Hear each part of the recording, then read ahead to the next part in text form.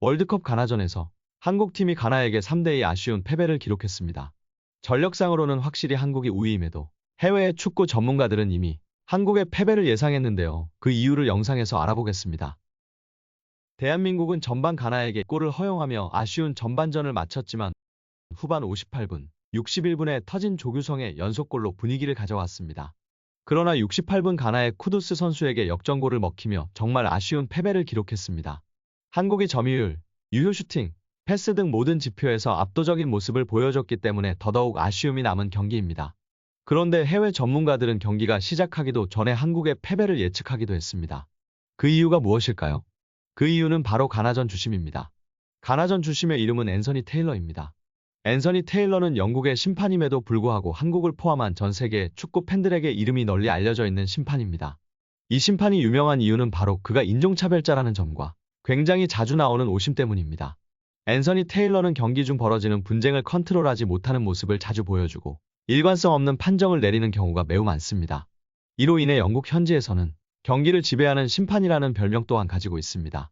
앤서니 테일러는 과거 손흥민에게도 석연찮은 판정을 내린 적이 있습니다. 2019년 첼시와 토트넘의 경기에서 손흥민은 상대 수비수 안토니오 리디거와 몸싸움을 벌이던 중 발을 들어 올렸고 앤서니 테일러는 손흥민에게 레드카드와 함께 3경기 출장 정지 징계를 주었습니다. 이 판정은 당시 현지에서도 정말 많은 논란을 일으켰습니다. 현지 팬들은 저 장면이 레드카드면 더 이상 축구를 볼 수 없다. 정당한 몸싸움이었다. 정말 엄하게 판정해도 옐로카드다. 왜 축구계는 앤서니 테일러를 퇴출하지 않는가?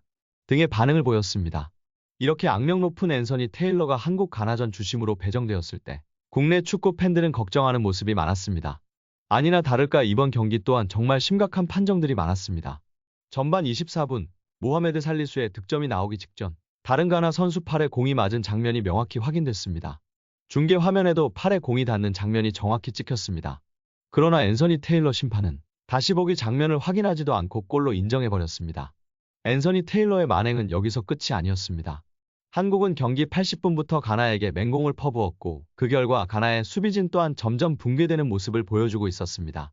추가 시간 10분마저 다 지나고 한국의 마지막 코너킥이 선언되었습니다. 그런데 여기서 앤서니 테일러 주심은 한국의 코너킥을 무시해버리고 경기를 종료시켰습니다. 이는 정말 전례 없는 상황입니다. 축구에서는 추가 시간이 모두 지나갔을 때 코너킥이나 프리킥 상황이 주어지면 그 공격까지는 허용해 주는 것이 축구계의 룰입니다. 그러나 앤서니 테일러는 이 룰을 무시하고 경기 종료를 선언한 것입니다. 이에 손흥민, 이강인 등 대한민국 선수들과 벤투 감독까지 격렬하게 항의했습니다. 그러자 앤서니 테일러는 미안해하기는커녕 벤투 감독에게 퇴장을 선언하는 뻔뻔한 모습까지 보였습니다. 해외 축구 전문가들 또한 앤서니 테일러를 비판했습니다. 북미의 스포츠 매체 디 애슬레틱은 심판이 한국의 코너킥을 차도록 내버려 두지 않은 것은 정말 믿을 수 없다. 라는 반응을 보였습니다.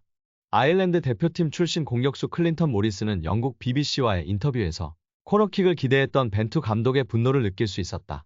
나 역시 그 상황이었다면 매우 화가 났을 것이다. 라고 했습니다. 영국의 축구 팬들은 앤서니 테일러가 코너킥 전에 경기를 끝내버렸다. 이건 폭력이나 다름없다. 한국의 감독이 매우 화가 나서 항의를 했다. 우리는 이러한 장면을 EPL에서 수도 없이 봤다.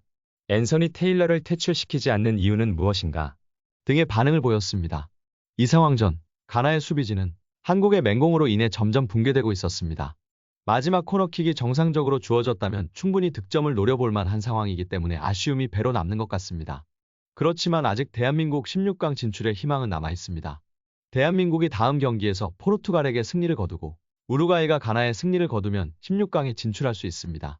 포르투갈은 이미 16강 진출을 확정지은 상태이기 때문에 체력 관리를 위해 한국전에서 벤치 멤버를 기용할 것으로 예상되기 때문에 충분히 가능한 일입니다. 다가오는 포르투갈전에서 꼭 승리를 거두어 태극전사들이 16강에 진출했으면 좋겠습니다.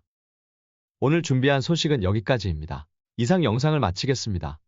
구독과 좋아요는 정말 큰 힘이 됩니다. 시청해 주셔서 감사합니다.